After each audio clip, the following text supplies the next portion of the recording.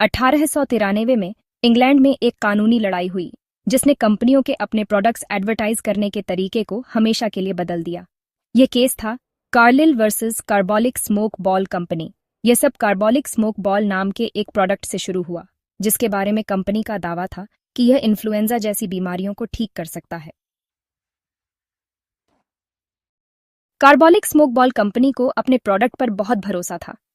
उन्होंने इसे एक चमत्कारी इलाज के रूप में पेश किया जो हर तरह की सांस की बीमारियों को ठीक कर सकता था। उन्होंने इसका खूब प्रचार किया, यह दावा करते हुए कि यह हर तरह की सांस की बीमारियों को रोक और ठीक कर सकता है। उस समय जब चिकित्सा विज्ञान अभी भी अपने शुरुआती दौर में था, ऐसे दावे लोगों को बहुत आकर्षित करते थे। यह दिखाने के लिए कि वो सीरियस हैं, उन्होंने एक इनाम देने का भी ऑफर किया। यह एक बहुत ही साहसिक कदम था जो उनके आत्मविश्वास को दर्शाता था। कंपनी ने 100 पाउंड देने का वादा किया। उस समय बहुत बड़ी रकम किसी भी ऐसे व्यक्ति को जो उनके प्रोडक्ट को निर्देशानुसार यूज करे और फिर भी बीमार पड़ जाए। यह एक बहुत ही आकर्षक प्रस्ताव था जिसने लोगों का ध्यान खींचा। यह इनाम अखबारों और मैगजीन्स में छपा था जिसने कई लोगों का ध्यान खींचा, जिसमें मिसेस लुइजा कार्लिल नाम की एक महिला भी शामिल थी। मिसेस कार्लिल ने इस प्रस्ताव को गंभीरता से लिया और प्रोडक्ट को खरीदने का निर्णय लिया। मिसेस कार्लिल ने एक कार्बोलिक स्मोक बॉल खरीदा जो उस समय एक लोकप्रिय उत्पाद था और इसे बिल्कुल निर्देशानुसार इस्तेमाल किया। उन्होंने इसे नियमित रूप से और सही तरीके से उपयोग किया जैसा कि कंपनी ने बताया था, लेकिन उन्हें फिर भी फ्लू हो गया। यह उनके लिए बहुत निराशाजनक था क्योंकि उन्होंने कंपनी के दावों पर विश्वास किया था। उन्हें पूरा यकीन था कि कंपनी अपना वादा पूरा करेगी क्योंकि विज्ञापन में स्पष्ट रूप से लिखा था कि अगर उत्पाद काम नहीं करता है तो इनाम मिलेगा।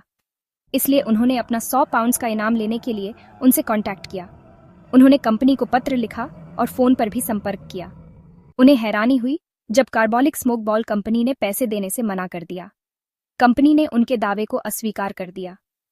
उन्होंने तर्क दिया कि उनका एडवर्टाइजमेंट कोई सीरियस कॉन्ट्रैक्ट नहीं था और यह केवल एक प्रचार रणनीति थी और उन्हें नहीं लगता कि मिसेस कार्लिल ने प्रोडक्ट का सही तरीके से यूज किया था।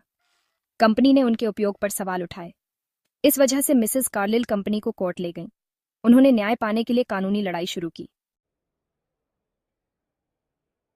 इसके बाद जो कोर्ट केस हुआ वो बहुत फेमस हो गया।